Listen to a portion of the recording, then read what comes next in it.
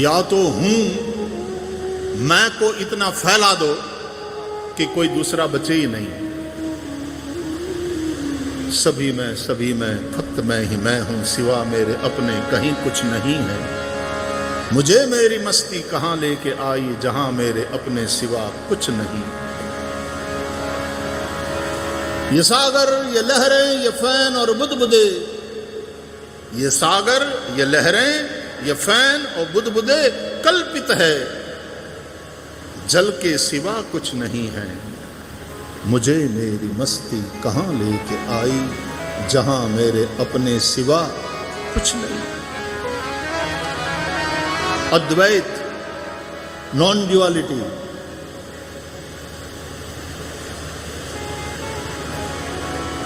तुम्हारी ही आत्मा सब में है।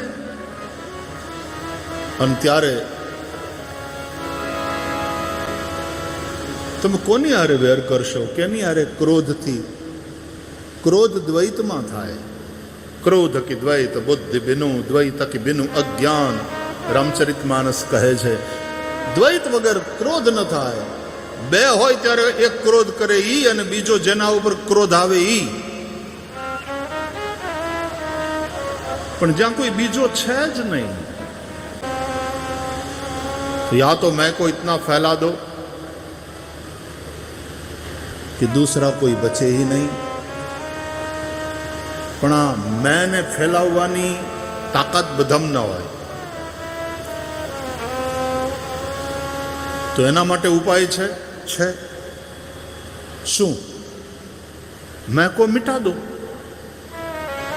या तो मैं को फैला दो। ये ज्ञान का रास्ता है, ज्ञान का मार्ग है। या तो मैं को मिटा दो, ये भक्ति का मार्ग है। मैं था तो प्रभु नहीं, अब प्रभु है और मैं नाही। प्रेम गलियति साकरी, तामे दून समाही।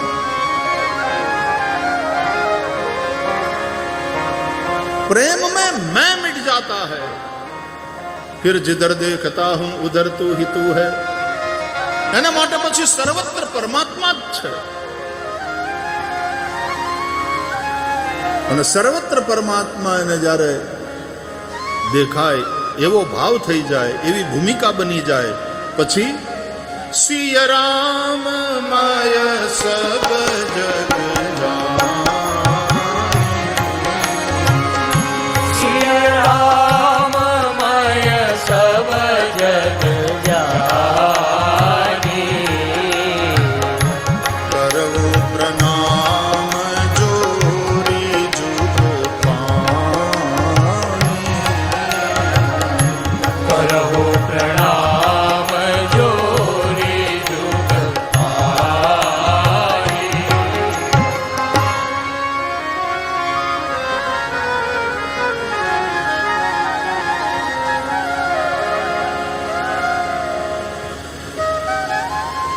વાંચો ભાગવત. ભાગવત પૂરું થાય પછી રામાયણ લ્યો. પણ આ કથા આવી હારી વ્યવસ્થા સાથે અને આ માતૃભાષા ભાગવત, તમને તમારી માતૃભાષામાં આ બધા જ ગ્રંથો ઉપલબ્ધ છે.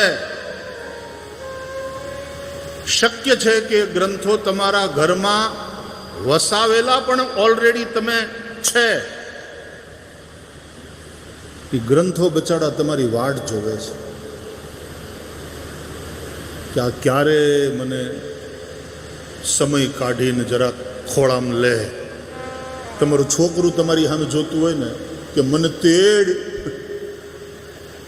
માં મને તેડ, મોબાઈલ મૂક મમ્મી, મને તેડ, મારા ઉપર ધ્યાન આપ.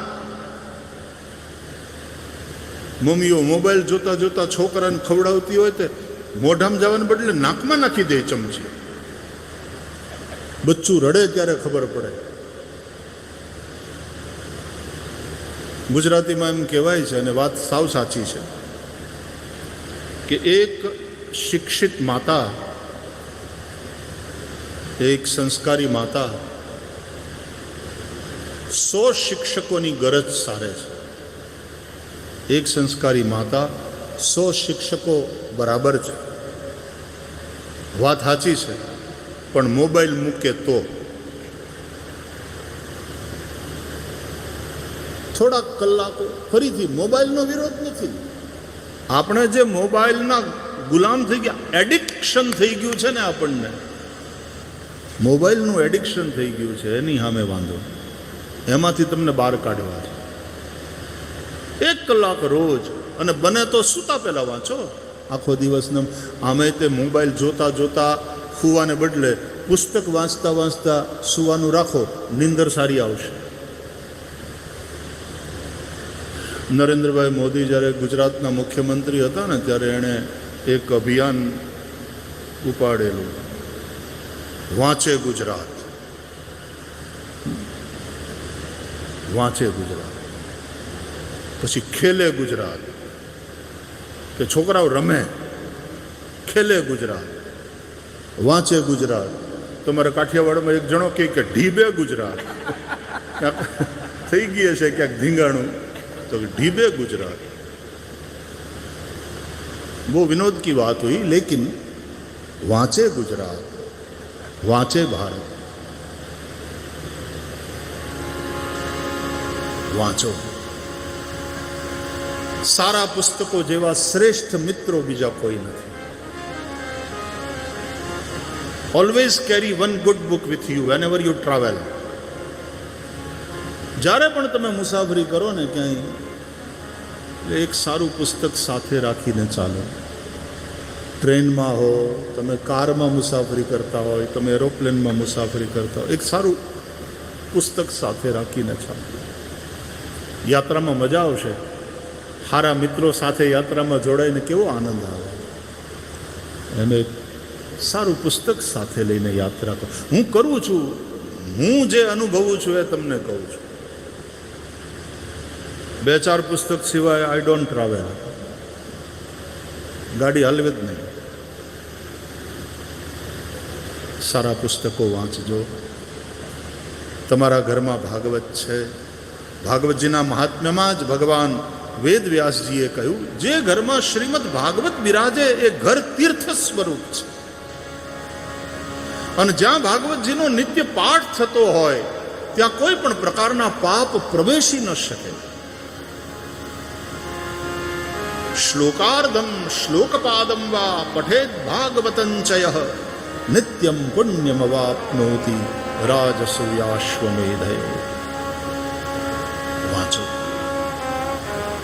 રામચરિતમાનસ વાંચે, સાંભળે, એને વિશ્રામની પ્રાપ્તિ થાય.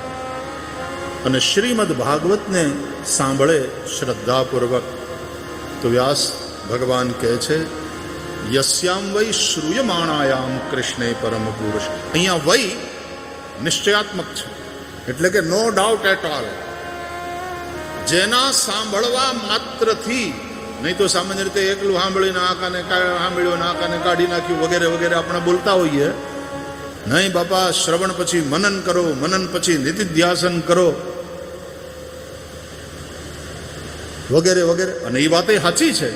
પણ અહીંયા વ્યાસ ભગવાન કહે છે કે યસ્યામ વૈ શ્રૂયમાણાયામ, જેના સાંભળવા માત્રથી કૃષ્ણે પરમ પુરુષે, પુરુષોત્તમ ભગવાન શ્રી કૃષ્ણમાં ભક્તિ ઉત્પદ્યતે પુંસઃ, મનુષ્યને ભક્તિ પ્રગટ થાય છે, પ્રેમ જાગે છે. અને પછી પાછા પ્રશ્ન કરો, એ ભક્તિ શું કરે? એ કેવી? તો કે શોક મોહ ભયાપહા. 3 વસ્તુ તમારી પાસેથી આંચકી લે. ભક્તિ તો દેવા આવી કે આંચકવા આવી? આંચકી લે. જે વસ્તુ તમને નુકસાન કરે છે એ તમારી પાસેથી છીનવી લે ભક્તિ દેવી. એ 3 વસ્તુ કઈ? શોક, મોહ અને ભય. શોક છે એને કારણે તમારા જીવનમાં આનંદ નથી. મોહ છે એને કારણે તમારા જીવનમાં સુખ નથી. અને ભય છે એને કારણે તમારા જીવનમાં શાંતિ નથી. આ 3 વાતને બરાબર સમજવાનો પ્રયાસ કરો. આપણને ખપે છે આનંદ,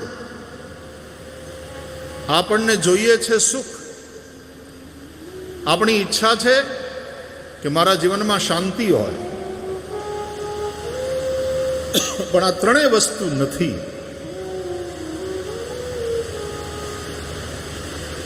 શોક છે, આનંદ નથી.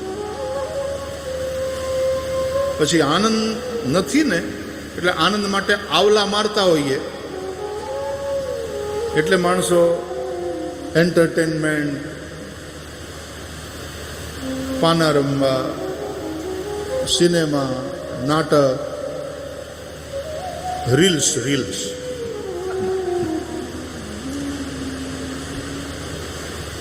એવું છે. આનંદ શોધે છે માણસ, પણ ખરેખર મળે છે? અંતે તો ઘરમાંથી કોઈ ખીજાય એટલે વળી શોક.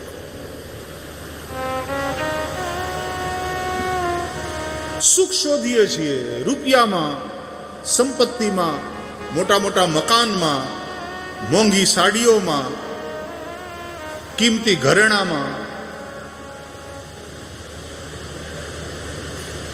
શાંતિ શોધીએ છીએ મંદિરોમાં, જંગલમાં જઈએ. એ આવલા મારીએ છીએ આપણે શાંતિ માટે, સુખ માટે, આનંદ માટે. ત્યારે શ્રીમદ ભાગવત કહે છે કે હું કામ ખોટા આવલા મારો છું? એ ધુમાડાના બાચકા છે બાપા. બાચકા ભરી ભરીને ધુમાડાને પકડવાની વાત છે. જો તો ખરા કેવા ભજનો લખ્યા આપણા. સંસાર ધુમાડાના એ બાચકા, રંગ પતંગ નો ઉડી જશે હારે વાલા, રંગ પતંગ નો ઉડી જશે.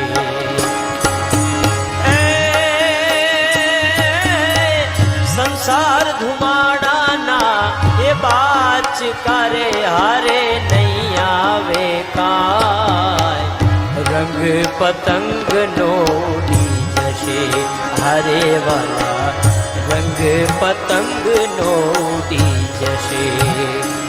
જેમ પુણ્ય ને પાપ, જેમ પુણ્ય ને પાપ, હેતે હરિનો રસ પીજીએ. એ કઠણ ચોટશે,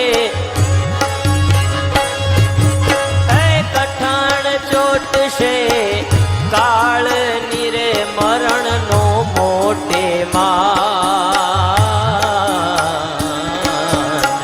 એ કંઈક રાજા ને કંઈક રાજિયા હારે વાલા, કંઈક રાજા ને કંઈક રાજિયા.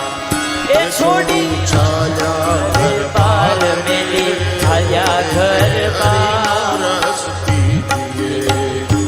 છોડી ચાલ્યા ઘર બાર, હરિનો રસ એટલે હરિનો રસ એટલે હરિનો રસ પી.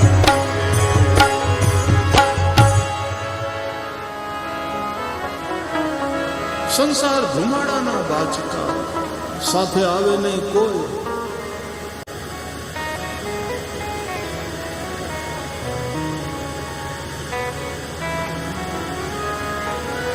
આવલા મારીએ છીએ.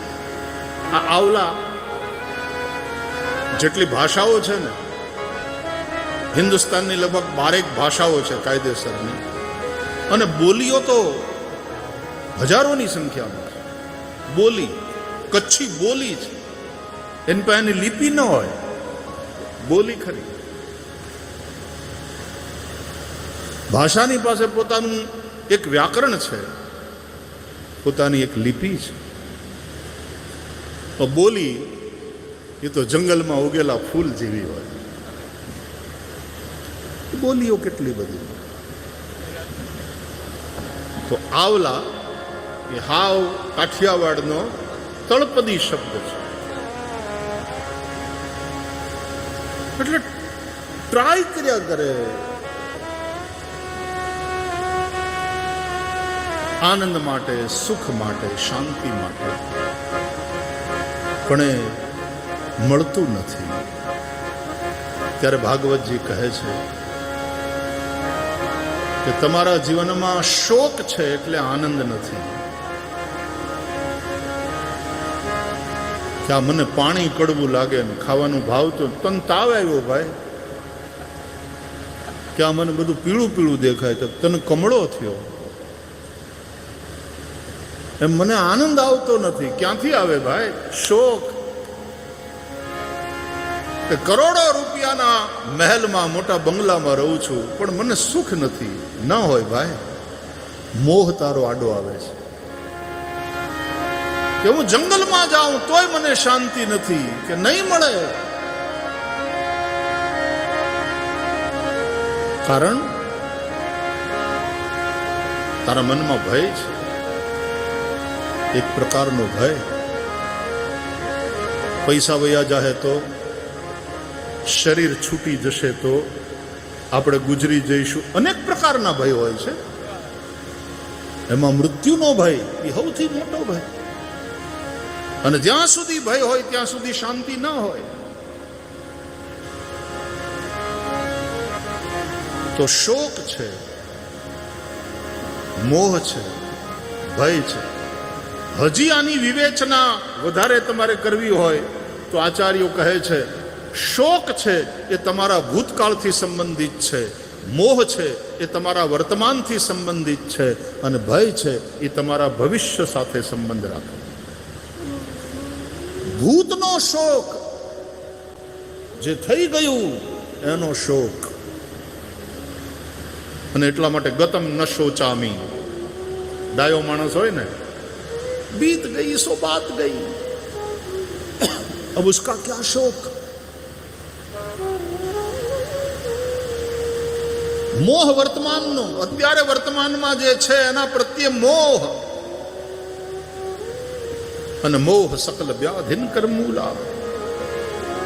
રામાયણમાં મોહ એટલે રાવણ, અને મહાભારતમાં મોહ એટલે ધૃતરાષ્ટ્ર. રામાયણનો મોહ દહ માથાળો, અને મહાભારતનો મોહ આંધળો. ધૃતરાષ્ટ્ર મોહનું પ્રતીક છે.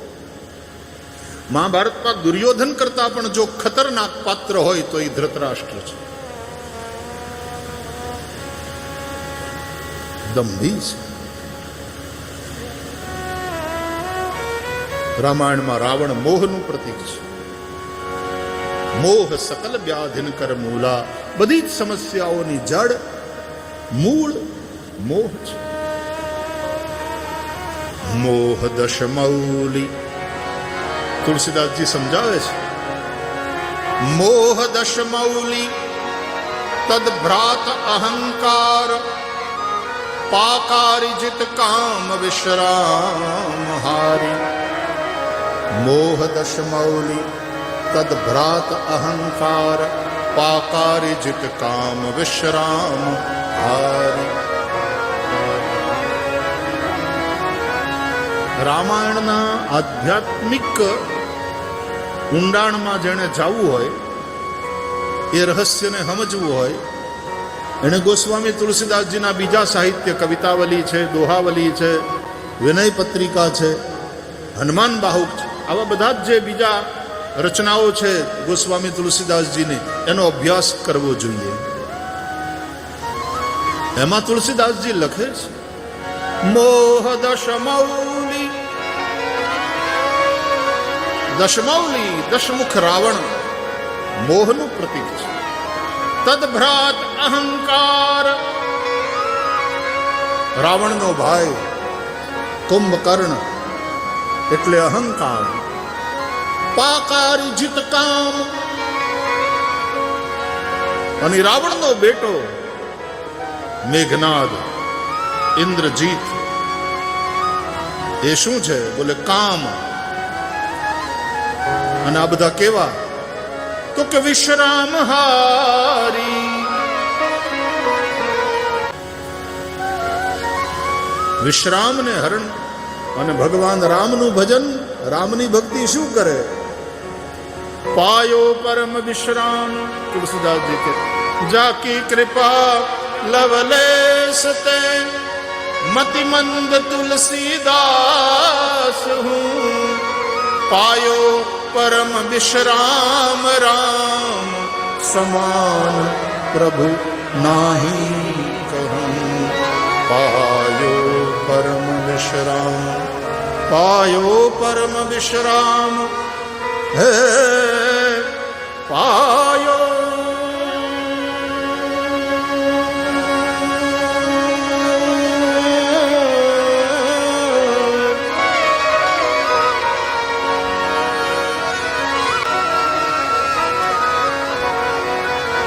मोह सकल व्याधि न कर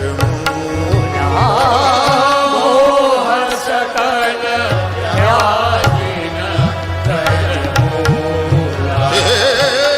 मोह सकल व्याधि न कर मोह सकल व्याधि न कर मूला।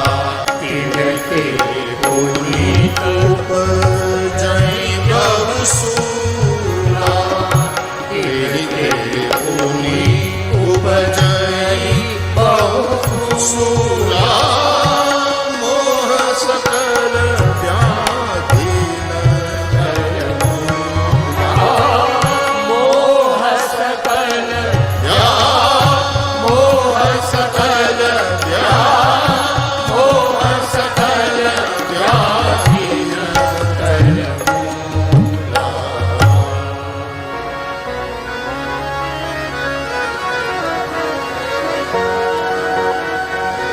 તો ભગવાન રામ વિશ્રામ આપનાર છે અને એટલા માટે ભગવાન રામનું વાંગ્મય સ્વરૂપ શ્રી રામચરિતમાનસ એને સાંભળીએ એને વાંચીએ એનું ગાયન કરીએ તો વિશ્રામની પ્રાપ્તિ થાય સુનત શ્રવણ પાય વિશ્રામા અને શ્રીમદ ભાગવત એનું શ્રવણ કરવા માત્રથી મનમાં પુરુષોત્તમ પરમાત્મા ભગવાન શ્રી કૃષ્ણ માટે પ્રેમ ભક્તિ થાય અને એ પ્રેમ ભક્તિ ભૂતકાળના શોકને વર્તમાનના મોહને અને ભવિષ્યથી સંબંધિત ભયને હરી લે છે નનકડું છોકરું રમતા રમતા હાથમાં છુરી લે અને એનાથી રમવા માંડે જેમ માને એની ચિંતા થાય દોડીને આવે અને તરત એના હાથમાંથી એને જરાય ઈજા ન થાય એ રીતે છરી આંચકી લે એ રીતે આ ભક્તિ માતા વૈષ્ણવોના હાથમાંથી શોક મોહ અને ભય આ ત્રણેયને હરી લે છે અને જેવા શોક મોહ ભય હરી લે ભક્તિ દેવી આનંદ આંતરિક સુખ અને પરમ શાંતિનો અનુભવ થાય that is exactly what we want જેને માટે આવલા મારતા હતા ને એ કામ થઈ ગયા તમને સમજાય છે ભાગવતનું મહાત્મ્ય આ ગ્રંથનો મહિમા કેવો છે તમારે ઘેર ભાગવત બિરાજે છે એની ઉપર ધૂળ ચડી ગઈ છે તમારી વાટ જોવે છે એ નનકડું છોકરું હોય ને એ ક્યારે મને તેડે મારી માં મને રમાડે મને વાલ કરે મારી હારે વાતું કરે એ નનકડું છોકરું જેમ ઈચ્છે એ રીતે આપણે ઘરમાં પડેલા સુંદર પુસ્તકો આપણી પ્રતીક્ષા કરતા હોય છે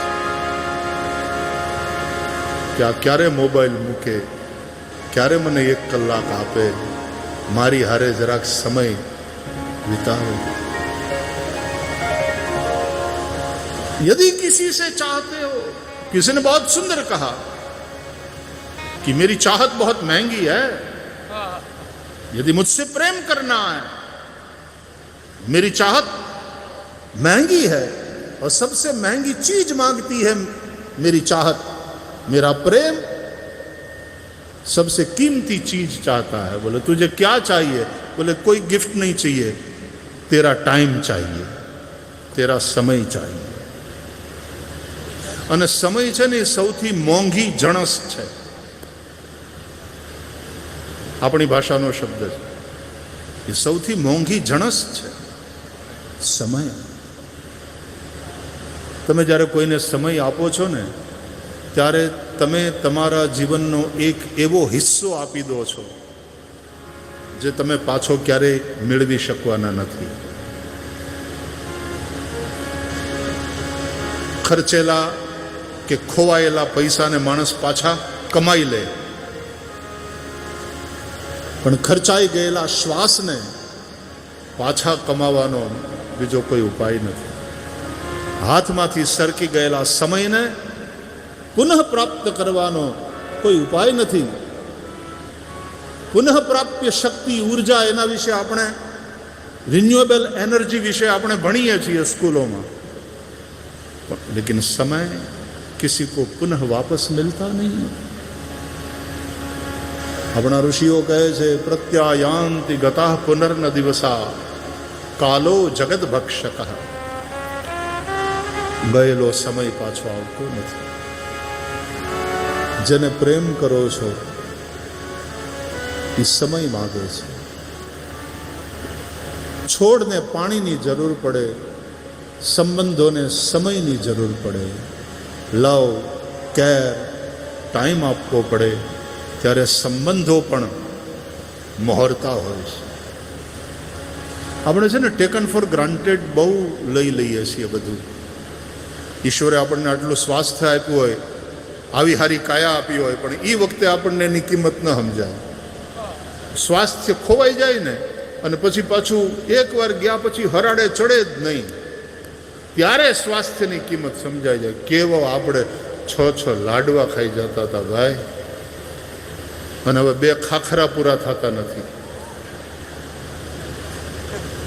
તો બહુ સરસ કહ્યું, પૈસા નહોતા, ખાખરાના પાનની પતરાવલીમાં જમતા હતા ત્યારે 6 લાડવા ખાઈ જતા હતા ચોખા ઘીના। હવે પૈસા થયા, ખાખરાના પાનની પતરાવળીને બદલે ચાંદીના વાસણમાં જમીએ છીએ। પણ હું જમીએ છીએ તો 2 ખાખરા ને 1 કપ ચા, હાકર વગરની, સુગર વગરની। કુછ પાયા તો કુછ ગવાયા। હવે જો ને આ ગરમીથી આપણે બચ્યા, બહુ સારું છું, કેટલું સરસ આવી સગવડ, પણ આ જનરેટર આટલા બધા એક ધારા ઓમકારનો નાદ કરે છે, એની હારે ક્યાંક આવે। પણ તમને સમજાય છે ને બધું? આજે તો મને એમ લાગે છે કે તમે સ્પષ્ટ સંભળાય છે ને? જરા જોરથી બોલો, સમજાય છે? હું સંભળાય છે એમ નથી બોલતો, એમ નથી પૂછતો, સમજાય છે? વાહ વાહ વાહ, તો બહુ સારું, લ્યો વારી જાઉં તમારી માથે। બધા વૈષ્ણવોના નામની જય।